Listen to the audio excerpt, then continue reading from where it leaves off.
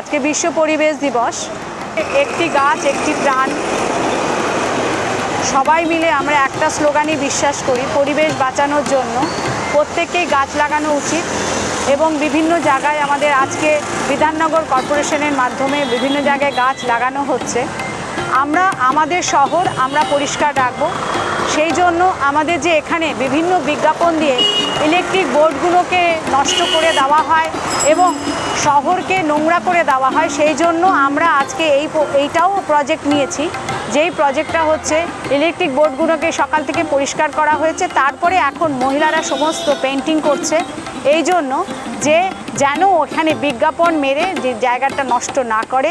আর আপনার শহর আমার শহর সবাই মিলে পরিবেশ রক্ষা করব এবং পরিচ্ছন্ন রাখব, সৌন্দর্য করার জন্য শহরকে সুন্দর রাখব। সেই জন্য সবাই আসুন, আমরা আজকের দিনটা বিশ্ব পরিবেশ দিবস হিসেবে পালন করি।